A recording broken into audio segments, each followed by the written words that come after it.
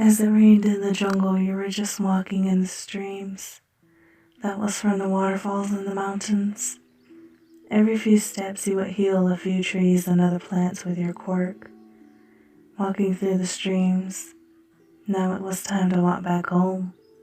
Or would you run to stretch your legs, shape-shifting into a wolf just to feel the rain more, then shape-shifting once again into a falcon to fly the rest of the way home to the caves.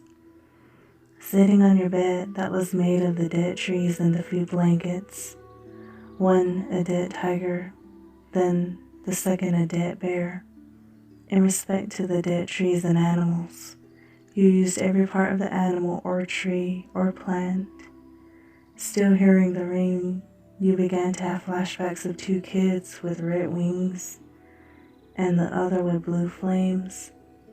These flashbacks had become regular, but you wondered why now. The three of you were separated years ago when you were kids. Laying down under the blankets, you fell asleep. Dabi, Hawks. In the city, both Dabi and Hawks looked back in the hall of the building they were assigned to destroy. As the both of them turned around, Dabi fell to his knees from a pain in his head and seeing a faint image of your face. The eyes of one icy blue and the other jade green, then the green vine markings on your cheeks, like the jungle vines. Also your long purple hair. Hawks was leaning on a wall as he remembered your voice that he could never forget. Both Dabi and Hawks could still remember the two men in suits taking you away from them when the three of you were kids. Dabi never forgave them for taking you. Ever since that day, Dabi never got close to anyone. Hawks had looked for you so many times, even killed the two men from that day, but they never told Hawks where you had been taken until now. Dabi and Hawks finally heard your voice. Again, now they knew that you were still alive, with an evil grin and blue flames heating up more. Dabi was on his feet again. Hey, Hawks, let's finish up here. Then let's go find our little brother, shall we? Looking over at Dabi, seeing his rage finally showing, and then his own rage burning in his chest. With a laugh, then a smirk, Hawks finally said something. You know, Dabi, I think you're right. We need to find him now.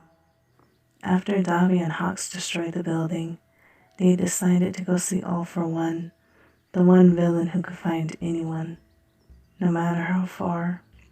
Even though Dabi and Hawks had wanted to kill each other, you had given them a reason to live. When you woke up, it was still raining. The sleeve of your shirt was being pulled on by the fangs of a shadow wolf. Sitting up slowly, still in bed, you still wondered why you were born with 3 quirks: plant manipulation, shape-shifting, and shadow show. At first it was hard to control them, but over the years controlling all 3 had become easy to manage. However, your 3rd quirk had become very restless. The shadows wanted bloodshed, but not in the jungle was your one condition for them. The shadows said one day they would take you to the city to cause some chaos when you were old enough. From how your shadow wolf growled, the bloodshed in its eyes had become too much to bear, or to hold back. Shall we go to the city then, so you can be happy? The wolf nuzzled your hand. All you wanted was to find Dabi and Hawks, more than anything. Back in the city, Dabi was in his room, trying to figure out what All for One had said to him. What he said did not make any much sense, even to him. Hawks, on the other hand, was sitting on the roof of an old building near the hideout. In his gut, Hawks could feel a storm was coming. It was like back then the 3 of you had a bond that tied each of you together. What happened the next evening What Dabi and Hawks had seen was the worst nightmare that could happen to even a villain.